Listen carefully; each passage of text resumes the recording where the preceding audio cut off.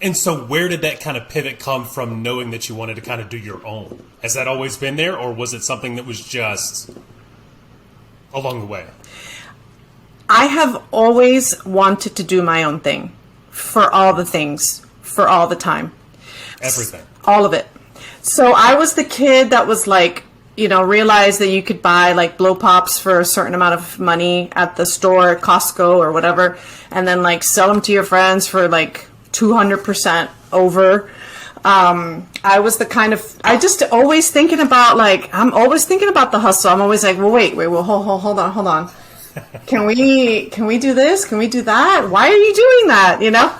So the kid in high school that had like an extra like $1,000, and people were like, well, where does that come from?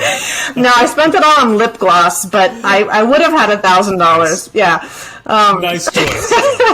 But like I have a couple kids, and one of my daughters has I think both of them have an entrepreneurial spirit, because they see me and we have discussions and stuff at home. But one of them decided to start her own, what do you call that? The power washing. Right? Because I think one time she was like, oh, we need to clean this. I was like, yeah, I need to get that power wash. She's like, what is that?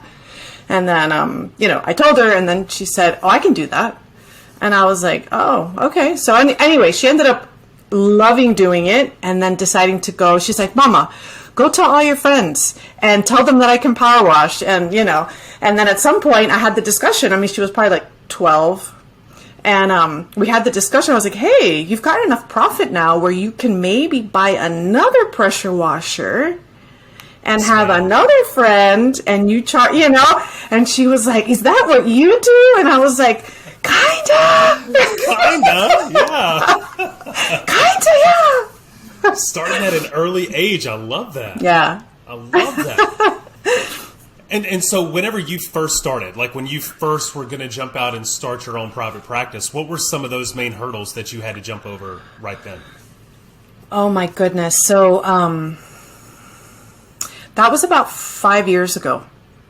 So fairly fresh, right? I mean, fairly in the grand scheme of all of this that we're talking about, right? I think I had to just, for me, I had to like make sure that things were like, my T's were crossed, and P's, and all the things were doing the things that they needed to be done for me to feel like I could do it. So there was like a website and a this and a that. And, but the spirit was there. So I believed that I could do it. And I believe that any entrepreneur you speak to is going to be like, yeah, of course I can do this. I got this. Yeah. I think. I mean, there might be some that have like imposter syndrome, or some that think like, oh, maybe like a lot of people do this. What's so special about me? But I think I was just like, I went in guns a-blazing, though. I'm like one cocky MFer. I was in there and I was like, I'm doing it. This is happening. So a lot of it was more of just like the actual things and steps of the business that had to get taken care of. LLC, make a website, business name. It was never, can I do this? Imposter syndrome, not there at all. It was, let's go. I just need to do the things that I need to do. Yes, absolutely. Like I never thought I couldn't do it. It was the little things, or not little. I mean, the website's a huge thing. The big things that felt like little things. I was like, I need to just get this checklist done.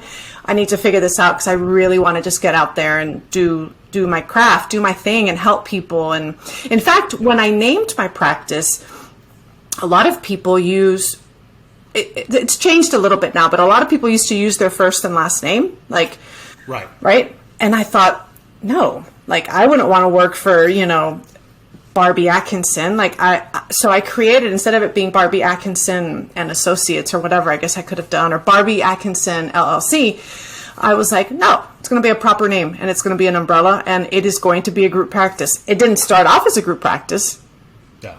Now I did say things like, at the beginning when I had one client, use we all the time. I was like, we'll have to get back to you, or we are working really hard to get, so that we did that a lot. Your service. Yeah. So it was a lot of we's, even though I was sitting there with like one client. So. Yeah. So what were some of those early wins? Like whenever you first started, so 4 or 5 years ago, as you're getting everything set up, first say month or so where the first couple of days are kind of in your rear view, but you're still very fresh. What were some of those early wins where you were like, okay, got it. That was a baby step milestone. Here we go. On to the next, on to the next. Well, that's a great question, because I think it's like twofold. Like, I think there's there's two things. There's the business piece, which is what we're talking about, and then there's the counseling piece. So when I'm in private practice and I've just jumped off and said I'm going to do this, and then having this client, my one client, feeling better, feeling relieved from her whatever's, like just feeling better, I was like, oh yeah, I knew I could do this, but I mean, like, or I thought I could do this, but I can do this. Right. And then also when I got referrals, like word of mouth referrals, that was like the first part where I was like, okay, well, this is a thing. Like, I'm not making this up. Like, I can do this. I suppose getting paid was also a big win. Like, I have my, it was a check that she wrote me, and I took a picture of it. I mean, you know how you go into like the store and you see First a dollar? So it's funny because I work in a very like confidential environment, right?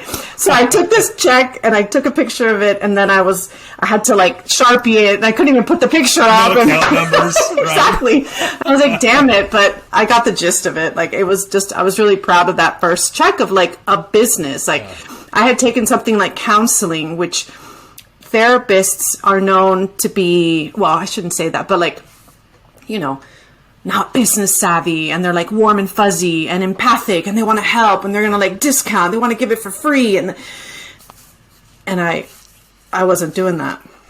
Thanks for watching. Be sure to like the video and comment. I love to interact. And as always, be sure to subscribe to the channel.